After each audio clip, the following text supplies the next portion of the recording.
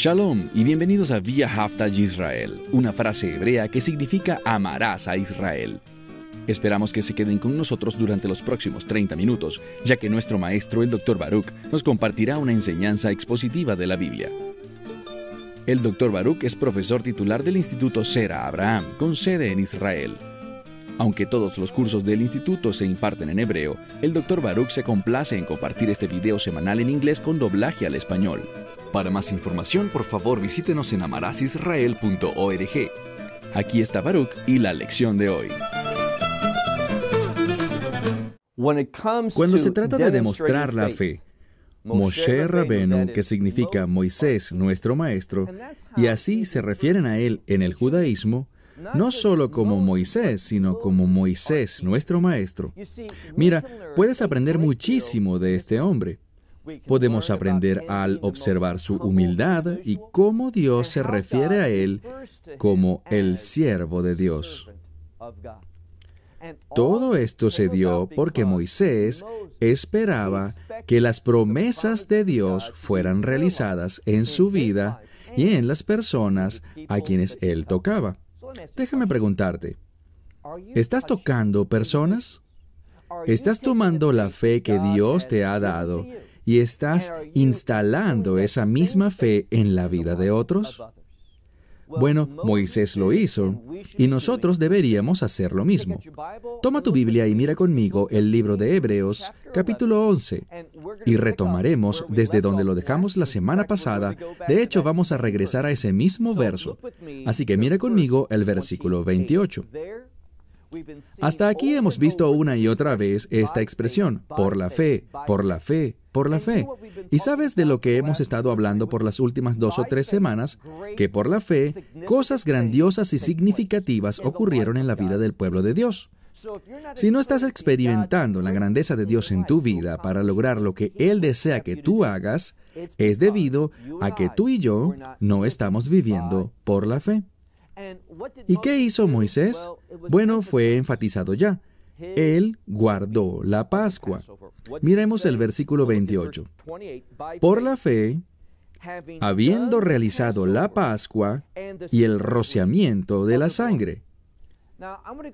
Quiero volver a algo de lo que hablé en 2 o 3 lecciones distintas.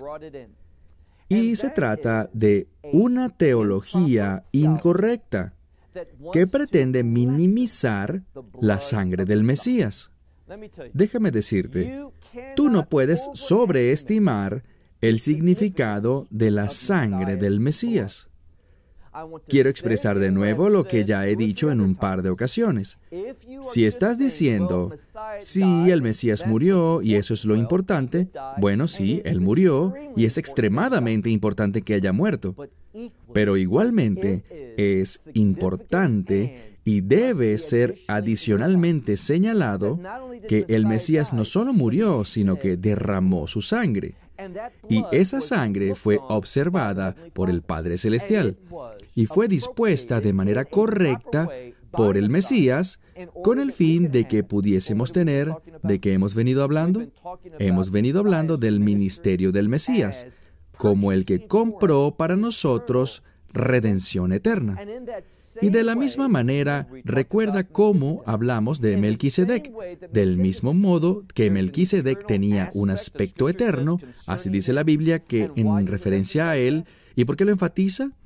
Porque hay un aspecto eterno en su trabajo.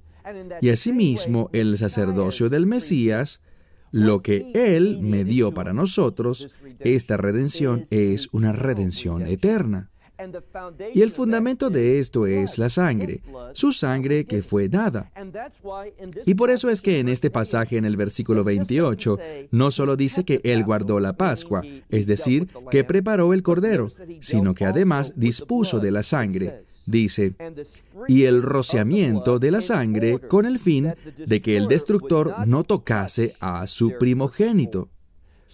Fue por la sangre. Si ellos solo hubiesen sacrificado al cordero y se lo hubieran comido, pero no hubiesen dispuesto de la sangre apropiadamente, ellos no hubieran impedido que el destructor los tocase.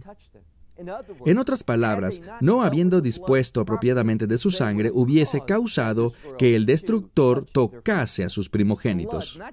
Sangre, no solo la muerte de los corderos, sino la sangre dispuesta de la manera adecuada les trajo libertad. Causó que no tuvieran que experimentar o ser tocados por la muerte. Mira ahora el verso 29, dice aquí: por la fe, leemos aquí, ellos entraron al Mar Rojo como si fuera tierra seca. Y los egipcios, ellos intentaron pasar. Es lo que dice aquí, ellos también intentaron pasar. ¿Pero qué ocurrió? Si tu Biblia dice que se ahogaron, realmente esa no es una traducción precisa, porque lo que la Biblia dice es que ellos fueron tragados. Ahora, ¿se ahogaron? Sí, claro que sí. Pero sabes, ahogarte, eso lo puedes hacer tú solo. Estás en el agua, no sabes nadar, nadas muy lejos quizás, y te ahogas. Dios no lo quiera. Pero lo que dice aquí es esto, que hubo una causa aquí. Ellos no entraron en ese lugar al Mar Rojo, que estaba abierto. Ellos no entraron con fe. ¿Qué significa eso? Pues déjame decirte lo que no significa. No significa que ellos no vieron lo mismo que los hijos de Israel, porque sí lo vieron. Y la razón por la que entraron es porque creyeron que el Dios de los hebreos podía partir el mar, y así como los hijos de Israel lo atravesaron por fe, ellos también creyeron poder hacerlo, pero no tenían verdadera fe. ¿Por qué? Ellos creían en la habilidad de Dios, pero aquí está la diferencia. Ellos no estaban persiguiendo la voluntad de Dios. Y hay una conexión entre la fe y la voluntad de Dios. La fe no es simplemente decir, yo creo que Dios puede. Eso es solo una parte. La fe no es solo creer que Dios puede hacer algo, sino que yo desee hacer lo que Él puede y me capacita a mí para hacer, de modo que los resultados sean de acuerdo a su voluntad y no la mía. Aquí está el problema. Ellos entraron, y hablo sobre los egipcios, ellos entraron en el Mar Rojo, no para cumplir el propósito de Dios, sino con el fin de detener el propósito de Dios. Por tanto, esa actitud trajo un resultado. Y es lo que la Escritura dice aquí. Eso causó que fueran tragados, causó que se ahogaran. No es que simplemente entraron allí y de casualidad el agua volvió a su posición normal y por eso se ahogaron. No. Fue el resultado de Dios, porque ellos vivían sin fe, ya que no perseguían los propósitos de Dios. Mira ahora el verso 30. Dice, por la fe, los muros de Jericó cayeron. Ahora estoy usando el Nuevo Testamento griego en la versión Textus Receptus. Y quiero señalar algo que es diferente entre el texto griego estándar, que la gente usa hoy en día en seminarios, y los que en muchas de sus Biblias basaron sus traducciones, en vez de este Textus Receptus, que acostumbraba a ser el texto recibido para el Nuevo Testamento. Y hay algo en lo que, si no estás familiarizado con la Biblia hebrea, te puedes equivocar. ¿De qué estoy hablando? Bueno, en el Nuevo Testamento griego estándar, ellos hacen un cambio. Donde dice, los muros de Jericó cayeron, ellos tienen lo mismo, pero usan la palabra para caer o cayeron en plural. Y eso tiene sentido porque la palabra muros está en plural. Pero el mejor testamento griego, el mejor texto, tiene la palabra muro en singular. Algunos dirán que eso no es una buena gramática. Y en cierto sentido es verdad, pero cuando encontramos cosas que violan las reglas normales de la gramática en la Escritura, por cierto, la razón por la que dije que si no estás familiarizado con la Biblia hebrea es porque lo encuentras así todo el tiempo. Encontrarás que los hijos de Israel está en plural, hijos, plural, pero muchas veces se conjuga con un verbo en singular. ¿Por qué? Para mostrar unidad. Y de la misma manera aquí, los muros de Jericó todos cayeron, pero un verbo en singular es usado para mostrar que Dios, así como si tumbara un solo muro, todos ellos se derrumbaron. era para mostrar su unidad y su habilidad para destruir todo Jericó. Veamos de nuevo. Por la fe los muros de Jericó cayeron, habiendo sido cercados o rodeados por 7 días. Y estos 7 días, diré 2 cosas al respecto. Primero, 7 tiene que ver con propósito. Ellos rodearon la ciudad porque estaban interesados en los propósitos de Dios. De eso habla el número 7, propósito. Además, santidad, pero la santidad siempre está relacionada con el propósito de Dios. La segunda cosa que sabemos sobre estos 7 días es que le dieron una vuelta cada día, pero en el último día lo hicieron 7 veces, para un total de 13 veces que ellos rodearon los muros de Jericó, que les dieron la vuelta. ¿Por qué 13? Bien, el 13 tiene que ver con la unidad entre Dios y su pueblo. Y fue debido a que ellos demostraron obediencia y sumisión a la palabra de Dios que este propósito completo no era solo para traer destrucción sobre la gente de Jericó. Eso era parte del plan. Pero a través del proceso, Dios y su gente fueron unificados. Entonces, cuando por fe nos sometemos a la voluntad de Dios, uno de los resultados que tendremos es mayor intimidad y mayor unidad con Dios. Avancemos ahora al verso 31, dice aquí: por la fe, Rahab, la ramera. Ahora, si tú eres un buen estudiante de hebreo, sabrás que en el libro de Josué, cuando se habla de Rahab, si revisas algunos comentaristas rabínicos, ellos señalarán que ella tenía una posada y que la palabra zoná puede venir de la palabra mazón, que es comida o alimento. Así que quizás no debería decir Rahab la ramera. Quizás no debería ser traducido ramera, quizás ella era solo la encargada de una posada. Pero el problema es que el Nuevo Testamento nos da una clara y más precisa revelación de la verdad del Antiguo Testamento. Lo que encontramos aquí es una palabra que solo puede ser traducida como ramera, una que ha hecho cosas que son inapropiadas sexualmente. Dice aquí que, por la fe, Rahab la ramera, ella no pereció con los incrédulos, con aquellos que no tenían fe. Eran estos que no tenían fe. ¿Y de qué hablamos aquí? Bien, si leemos con cuidado lo que dice Rahab, ella dice esto. Ella dice: el temor de Dios ha caído sobre todos. Ella le habla a los 2 espías y dice: ¿sabes? Todos sabemos lo que Dios ha hecho contigo en el Mar Rojo, lo que ha hecho con ustedes derrotando a esos 2 grandes reyes. Y todo esto impactó su vida. Ella tomó esta información que todo el pueblo de Jericó sabía, y ella respondió apropiadamente, con fe. Los demás no lo hicieron.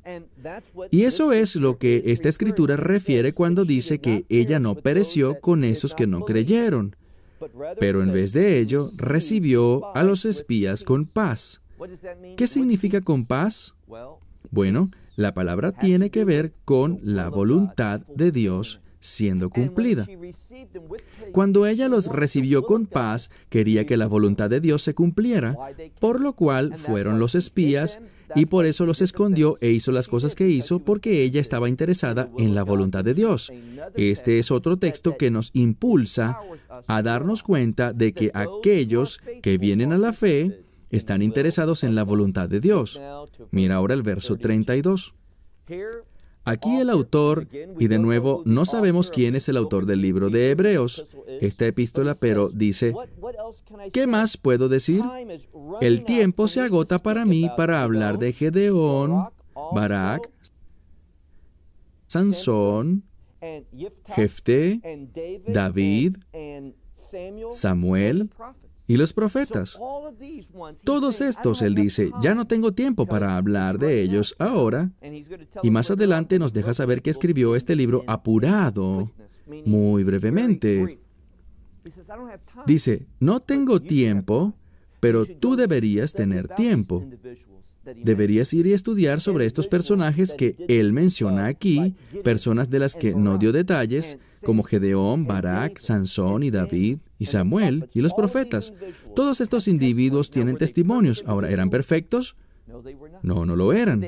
¿Fallaron en muchas áreas? Sí lo hicieron, pero se arrepintieron. Ahora, hay una escritura, y creo que lo saltamos, en la que habla de Esaú. Que Esaú, ¿recuerdan lo que él hizo? Vendió su primogenitura, no obtuvo la bendición buena, y dice que él se arrepintió, y sembró ese arrepentimiento con lágrimas. Necesitamos entender algo, y eso es que podemos arrepentirnos, pero algunas veces el arrepentimiento no restaura de nuevo las cosas que perdimos. Podemos comenzar de nuevo, pero el arrepentimiento no siempre trae una restauración de las cosas que hemos perdido por nuestra falta de fe. El arrepentimiento es poderoso, pero puede no restaurarlo todo. Algunas veces los pecados que cometemos tienen consecuencias eternas. Bueno, avancemos al verso 33.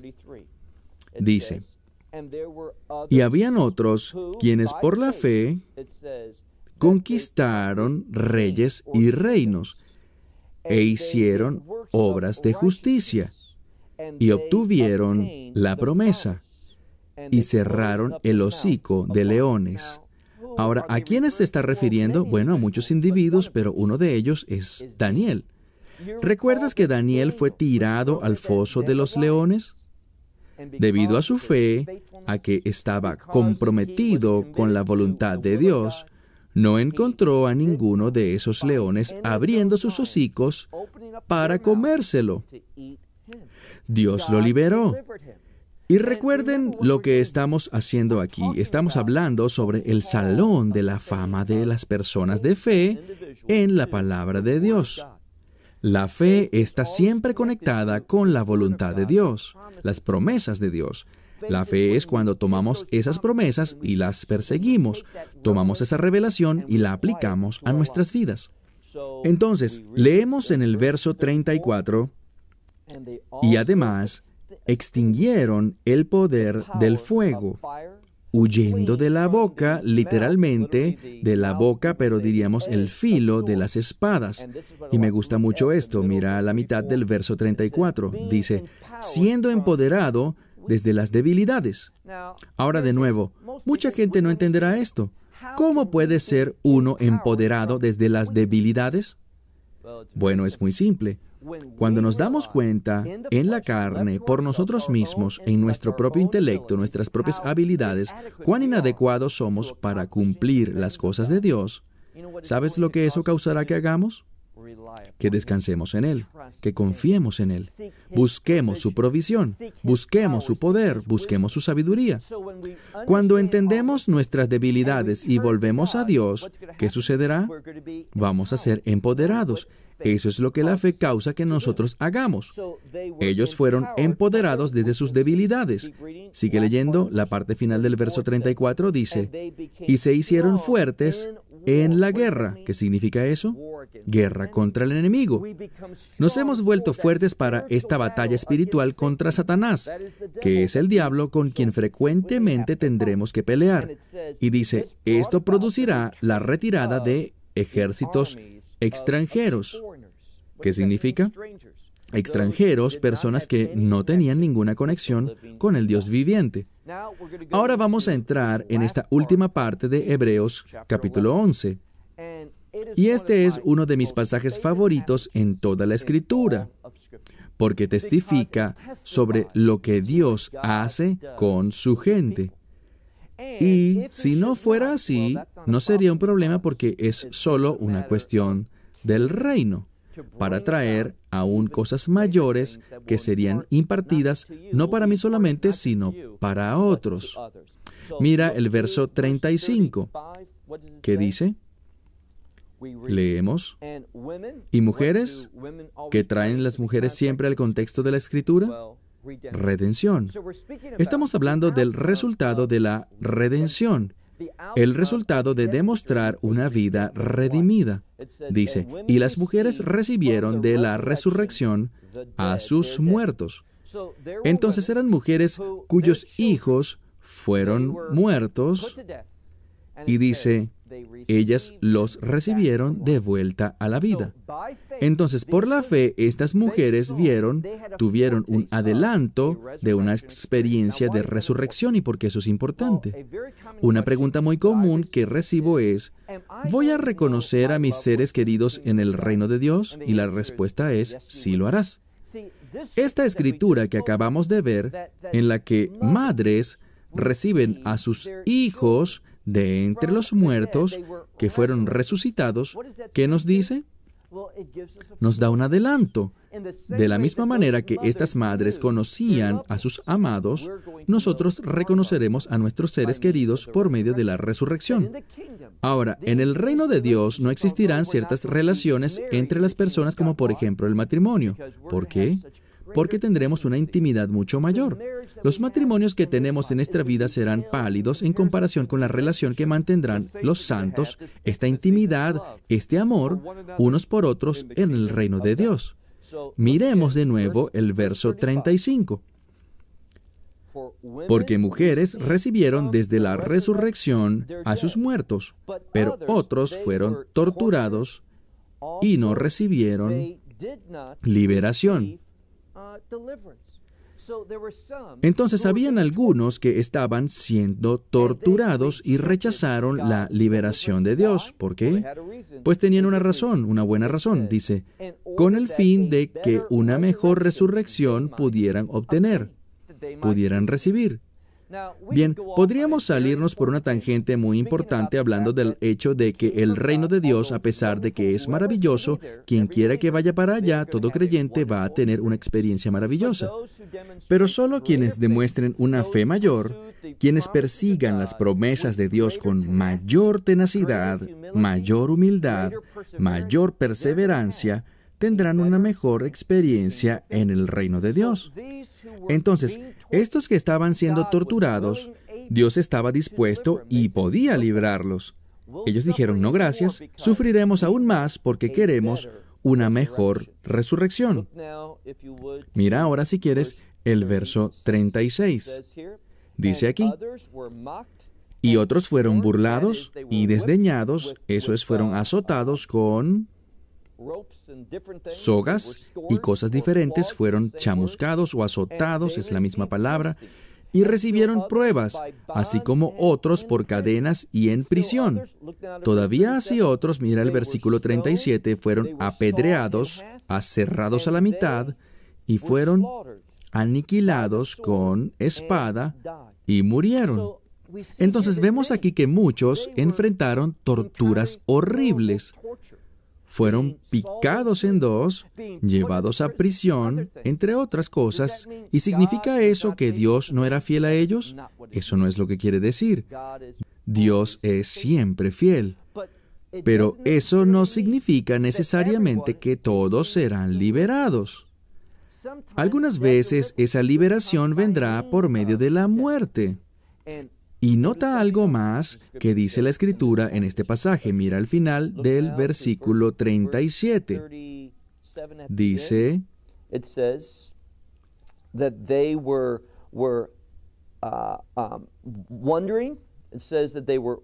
que ellos andaban errantes. Dice que andaban vistiendo pieles de ovejas y cabras, destituidos, oprimidos y maltratados. Algunos no recibieron esa liberación, y dice con respecto a ellos que el mundo no era digno de ellos. Pero en desiertos ellos anduvieron errantes, y en montañas y cuevas, y también en agujeros en el suelo. Pero todo esto, y mira lo importante, todo esto fue testificado por su fe. Es decir, ellos tenían un testimonio de que eran personas de fe. Así que, si eran personas de fe, ¿por qué no recibieron estas promesas? Dice aquí que no recibieron las promesas. ¿Por qué? Muy importante. Tenían ese testimonio, pero ellos no recibieron la promesa porque Dios, para nosotros, vio algo mejor o proveyó algo mejor. ¿Escuchaste eso? Ellos no recibieron la promesa, a pesar de que tenían testimonio de ser gente de fe. Así que tenían el testimonio, tenían la fe, ¿por qué no recibieron lo que Dios prometió? Piensa sobre lo que hablamos antes. Algunos dirán, no, gracias, yo no quiero eso en este momento. Y aparentemente veremos algo más. Y es que estos individuos, ¿por qué sufrían? Debido a su fe. Ellos deseaban ser de bendición y de ánimo para otros. Decían, no vamos a recibir esta liberación porque, ¿sabes? No todos obtienen esta liberación. Algunos mueren por su fe, otros son torturados, pero Dios nos da fuerzas en el medio de eso. Pero ellos rechazaron esa liberación. Lo que Dios dice es, Dios tenía algo mejor para nosotros. ¿Qué dice? Que ellos no podían ser perfectos, aparte de nosotros. Esto es importante. ¿Y por qué? Porque de eso estábamos hablando 2 semanas atrás. Hablamos de que nuestra fe puede impactar a otros. Y aquí está la clave. Si miras alguna vez el libro de Proverbios, dice que el hombre sabio deja una herencia no solo para su hijo, sino para los hijos de sus hijos. Y aquí está el punto. Deberíamos siempre querer ser una bendición. Pero aquí dice que estos individuos que estaban dispuestos a ser mártires, que vivían una vida de obediencia y fidelidad, dice, ¿sabes? Hay montones de galardones viniendo hacia mí. Pero yo voy a decir no por ahora en esta tierra, para que cuando haya sido hecho perfecto y reciba estas cosas, otros estén también conmigo para poder compartirlo con ellos. Entonces, en este asunto de que Dios provee, algunas Biblias dicen que miró de antemano, es decir, Él miró el corazón de las personas antes de liberarlas, que querían ser de bendición para otros y por tanto no recibieron una liberación terrenal, sino que recibirán maravillosas recompensas en el reino. ¿Y qué querrán hacer? Querrán compartir sus galardones con otros individuos. ¿No es maravilloso? ¿No es algo que deberíamos también hacer? Ser de bendición para otros, no solo en esta vida, sino esos galardones que compartimos por la eternidad con amigos que amamos y conocemos. Te pregunto, ¿tienes ese tipo de fe? ¿Una fe que impacta a otros? Pregunta importante, pero más importante es tu respuesta. Cierro con esto. Hasta la semana entrante. Esperamos que te hayas beneficiado del mensaje de hoy y lo compartas con otros. Por favor, haz planes para unirte a nosotros cada semana en este momento y en este canal para otra transmisión de amarasisrael.org. Para obtener más información sobre nosotros, visita nuestra web amarasisrael.org, donde encontrarás muchas otras conferencias de Baruch en forma de video. Puedes descargarlas o verlas en línea. Hasta la próxima semana. Que el Señor te bendiga en Yeshua HaMashiach, Jesús el Mesías, mientras caminas con Él. Shalom desde Israel.